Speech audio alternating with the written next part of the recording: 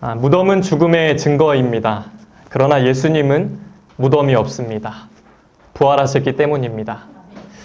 만약에 예수님이 부활하지 못하셨다면 지금 이스라엘에는 다른 종교의 교주들이나 영웅들처럼 아주 화려하고 웅장한 왕릉 같은 예수님의 무덤이 있을 겁니다. 무덤 없는 예수님, 이것이 부활의 확실한 증거입니다. 오늘 본문은 예수님의 부활이라는 위대한 사건입니다. 예수님은 우리 시간으로 이틀 전 금요일 오후 3시에 십자가에서 운명하셨습니다. 다음 날 토요일은 안식일입니다. 유대인의 안식일은 금요일 저녁부터 토요일까지입니다. 안식일이 되면 모든 일을 다 스탑합니다. 장례를 치를 수 없기 때문에 예수님이 운명하시자마자 사람들이 급하게 장례를 치르게 됩니다. 그리고 3일째 되는 안식 후 첫날 새벽, 오늘 주일 새벽이죠. 예수님이 부활하신 겁니다. 그래서 우리가 드리는 이 주일 예배는 주님의 부활을 기억하고 축하하는 작은 부활절로 지키는 것입니다. 오늘 1절, 2절 말씀해 보시면 안식일이 지남에 막달라 마리아와 야고보의 어머니 마리아와 또 살로메가 가서 예수께 바르기 위하여 향품을 사다 두었다가 안식 후 첫날 매우 일찍이 해 돋을 때에 그 무덤으로 가며. 여기 여러 여인들이 나오죠. 당시 이스라엘에서 여인들은 숫자를 셀 때 그 수에 들어가지 못했고 여인들의 말, 여인들의 증언은 법적인 효력이 전혀 없었습니다. 그런 사회적 위치였는데 놀랍게도 이 여인들이 부활의 증인이 됐다는 겁니다. 오늘 예수님의 부활 사건은 마태, 마가, 누가, 요한복음, 사복음서 전체에 다 나옵니다. 근데 몇 가지 차이가 있는데 그 중에 하나가 오늘 본문에는 이 세 여인들의 이름이 다 나왔는데 마태복음에 보면 막달라 마리아 이 사람만 이름이 언급되고 다른 여인들은 간략하게 언급이 됩니다. 그것은 당시 이 효력이 없던 여인들의 증언을 일일이 언급하지 않으려고 했던 것이죠. 그런데 오늘 마가가 본문에서 세 여인의 이름을 정확하게 다 기록한 이유는 바로 이겁니다. 여인들의 헌신을 강조한 것입니다. 예수님이 체포되셨을 때 제자들은 다 도망갔습니다. 그런데 여인들은 끝까지 예수님을 따라갔다는 것입니다. 오늘 여인들이 예수님께 향품을 바르려고 무덤을 찾아갑니다. 당시 유대인들의 장례 문화는 오늘날 우리와는 좀 다릅니다. 우리는 보통 시신을 화장을 하거나 매장을 합니다. 근데 유대인들은 시신을 동굴 안에 모셨고요. 시신을 안치한 뒤에 3일 안에 다시 방문을 해서 향품, 이 시체의 썩는 냄새를 중화시키기 위해서 향품을 바르는 전통이 있었습니다. 근데 이런 궁금증이 하나 들어요. 오늘 본문에 보면 여인들이 향품 미리 샀다라는 내용이 나오는데 그러면 언제 샀을까요, 향품을? 예수님은 금요일 오후에 돌아가셨고 이제 금요일 늦게, 오후 늦게 무덤에 안치되셨는데 그러면 이제 아무것도 할 수가 없는데 해가 졌으면 가게 문이 다 닫혔을 텐데 향품을 언제 샀을까요? 여기에 대해 학자들은 안식일이 끝나자마자 토요일 밤늦게 향품을 샀을 걸로 추정을 합니다. 그러니까 안식일이 끝나자마자 바로 밤늦게 가게를 찾아가서 상인의 집에 문을 두드리고 겨우겨우 사정을 하고 부탁을 해서 향품을 구했을 겁니다. 그렇게 어렵게 구한 향품을 가지고 주일 새벽에 예수님의 무덤을 찾아간 것입니다. 오늘 이 여인들의 행동은 과연 무엇을 말할까요? 예수님을 향한 사랑입니다. 아주 섬세한 사랑이죠. 제자들은 다 도망갔지만 여인들은 예수님을 진심으로 사랑했던 것입니다. 그렇게 무덤까지 따라갔던 헌신의 결과, 사랑의 결과, 막달라 마리아는 부활하신 예수님을 최초로 목격합니다.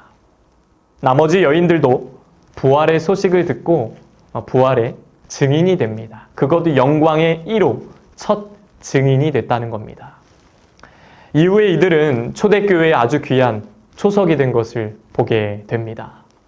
주님을 사랑하면 기적을 보게 되는 줄로 믿습니다. 그렇게 주님을 사랑하는 마음으로 찾아간 여인들에게 한 가지 걱정이 있었습니다. 무덤 앞을 막고 있는 그 큰 돌문을 과연 누가 굴려줄까 하는 염려를 하고 갑니다. 학자들은 이 돌의 무게를, 이 돌문의 무게를 약 1800kg, 약 1.8톤 정도로 추정합니다. 엄청난 무게죠. 이거를 밀려면 여인들은 할 수가 없겠고요. 아마 로마 군인들에게 이제 부탁을 해야 되는데 그게 말처럼 쉬울까요? 걱정과 두려움을 갖고 갔는데 웬걸요? 그 큰 돌문이 굴려져 있습니다. 옆으로. 오늘 4절 말씀 함께 읽겠습니다. 시작. 눈을 들어본즉 벌써 돌이 굴려져 있는데 그 돌이 심히 크더라. 아멘. 여기 눈을 들어보다에서 이 들어보다라는 말은 원어로 아나블레포라고 합니다. 이 말은 위를 쳐다보다, 잃었던 시력을 회복하다라는 뜻입니다. 여인들은 돌문을 어떻게 굴려야 하나 하는 그 걱정으로 그들의 시선은 땅에 머물러 있었습니다. 그런데 그들이 아나블레포, 눈을 들어 돌문을 봤을 때 그들의 그 큰 돌은 이미 굴려져 있었다는 겁니다. 벌써 돌이 굴려져 있었다라고 표현하죠. 여인들의 시선이 위를 향할 때, 땅에서의 걱정을 떠나 위를 보고 하나님을 향할 때 그 걱정과 문제는 이미 해결되었다는 것을 상징적으로 보여주는 것입니다. 우리도 그럴 때가 있어요. 이 돌문, 이 큰 문제를 어떻게 해야 하나 전전긍긍하며 걱정하다가 눈을 들어 주님을 바라볼 때 어느새 그 문제가 해결되었다는 것을 보게 될 때가 있다는 것입니다. 내 삶의 돌같이 굳건한 문제들이 아무리 많을지라도 주님의 사랑은 그 돌을 벌써 굴려주시는 사랑인 것입니다.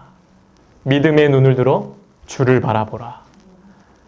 시편 42편 5절 말씀에 보면 내 영혼아 내가 어찌하여 낙심하며 어찌하여 내 속에서 불안해하는가. 너는 하나님께 소망을 두라. 그가 나타나 도우심으로 말미암아 내가 여전히 찬송하리로다.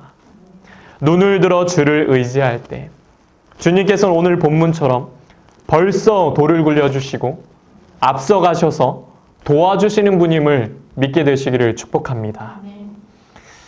그렇게 여인들이 무덤을 찾아갔는데 흰 옷을 입은 한 청년이 앉아 있었다라고 합니다. 이 청년이 누굴까요? 마태복음에 보면 천사라고 나와요. 이 천사가 이 여인들에게 두 가지를 전하는데요. 오늘 6절에 보니까 청년이 이르되 놀라지 말라. 너희가 십자가에서 못 박히신 나사렛 예수를 찾는구나. 그가 살아나셨고 여기 계시지 아니하니라. 보라 그를 두었던 곳이니라. 아멘. 첫째로 그가 살아나셨다는 겁니다. 세상에서 성인으로 불리는 공자, 석가, 소크라테스 등 이 모든 사람은 다 무덤에 있습니다. 그러나 예수님은 계시지 않습니다. 살아나셨기 때문입니다. 인간은 고난과 죽음 그리고 미래를 두려워합니다. 사회적 불안이 와도 두려움을 느낍니다. 그런 세상을 내 힘으로 맞서지 못할 것이라는 두려움도 있습니다. 우리는 때때로 예수를 믿지만 그 예수님을 무덤에서 찾으려고 할 때가 있습니다. 내 삶이 너무 괴롭고 현실이 너무 힘드니까 내 눈은 계속 무덤에만 가 있는 겁니다. 걱정과 절망만 가득하고 예수도 소망도 보이지 않는 것입니다. 그러나 천사는 말합니다. 그가 살아나셨다. 보라는 겁니다. 예수님을 죽은 사람으로 죽은 예수로 보지 말라는 것입니다. 다시 사신 것을 보라는 겁니다. 살아나신 예수를 찾으라는 것입니다.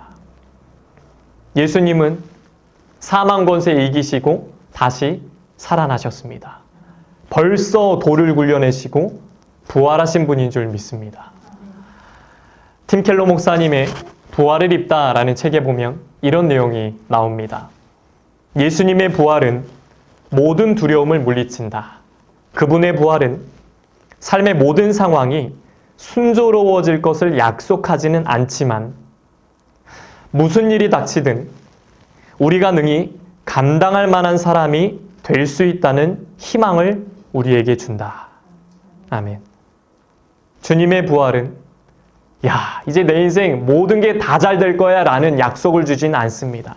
그러나 분명한 것은 어떤 일이 찾아와도 이 모든 걸 능히 감당할 만한 사람이 될 수 있다는 소망을 준다는 것입니다.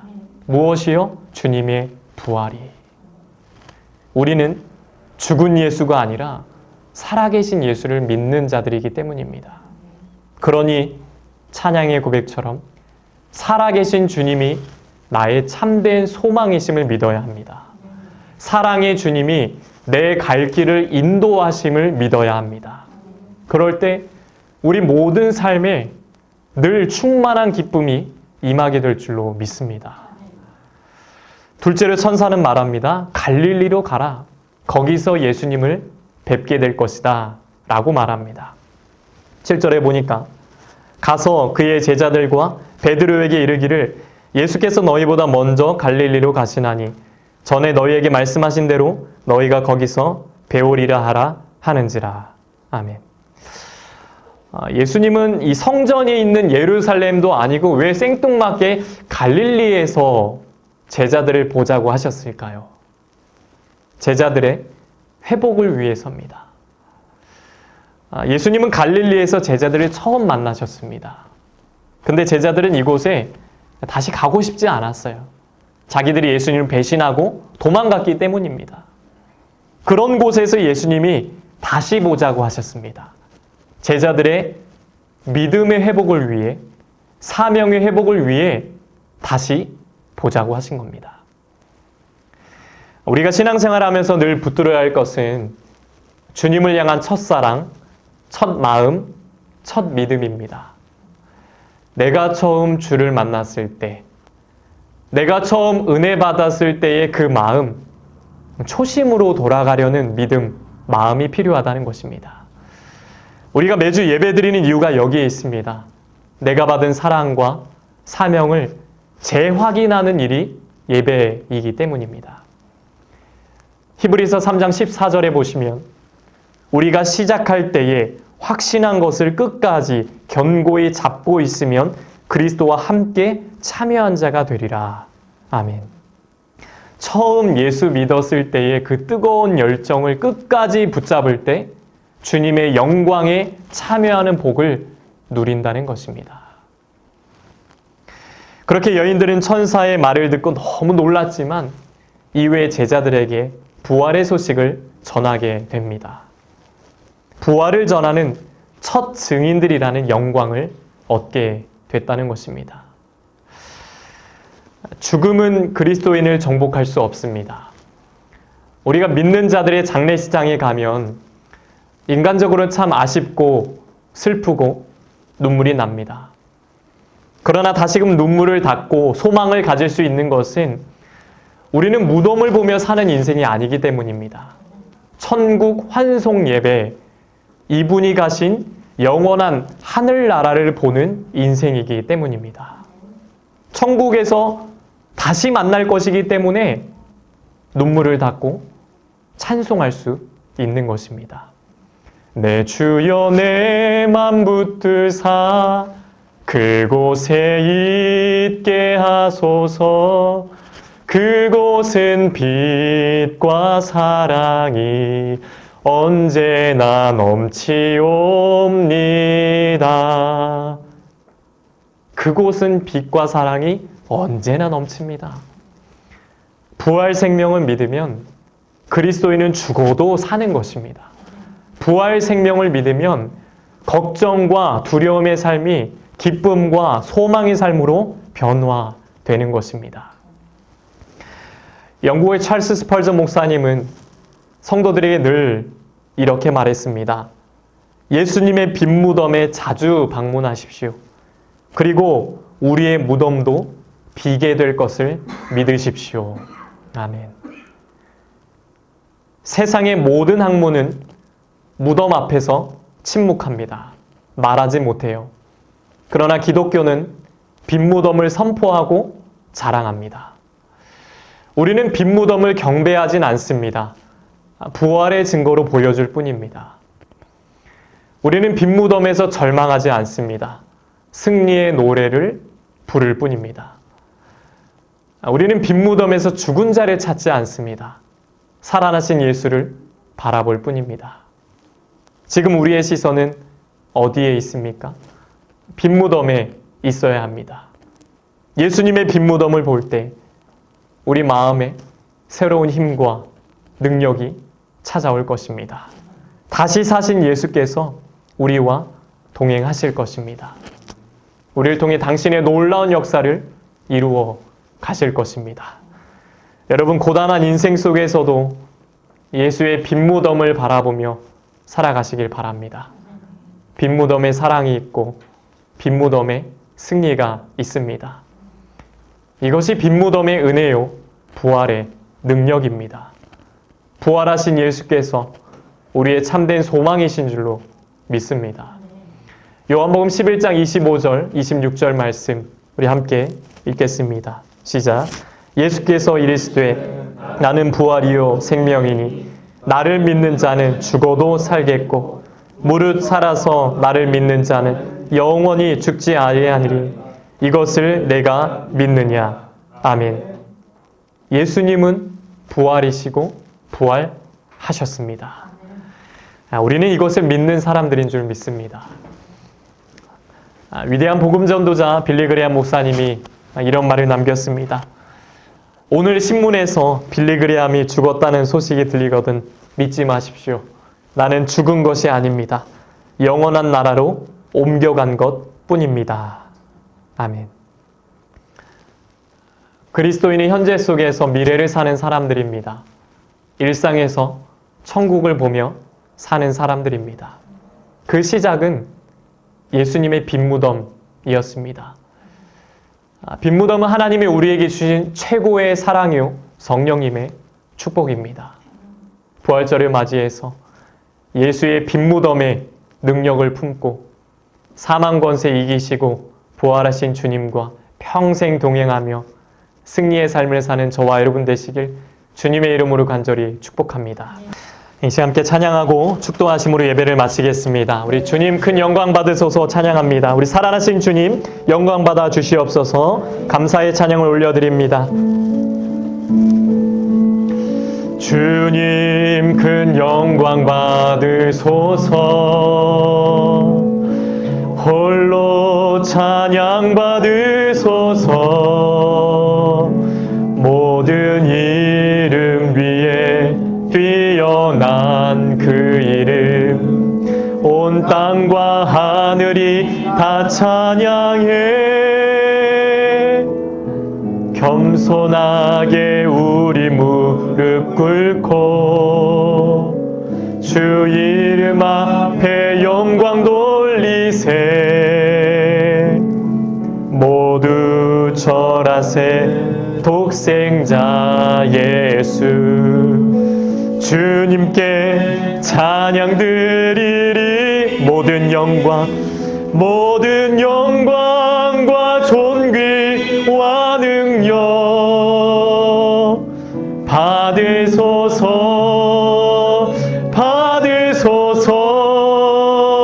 영광과 존귀와 능력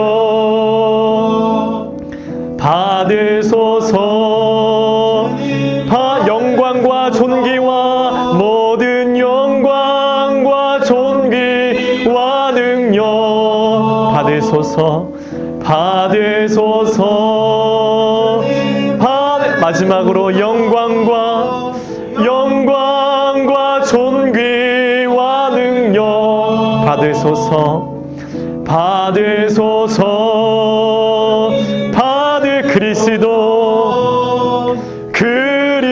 그리스도 살아계신 하나님. 아멘. 축도하심으로 예배를 마칩니다. 이제는 우리 주 예수 그리스도의 은혜와 하나님 아버지의 넘치는 사랑하심과 성령의 감화없는 역사 교통하심이 빈 무덤의 소망과 능력을 품고 부활의 주님과 함께 일평생 승리하며 살기 원하는 우리 씨앗의 성도들과 가정과 자녀들과 일터 위에 이제부터 영원토록 함께 하시기를 간절히 축원하옵나이다. 아멘. 주님 영광 받으소서.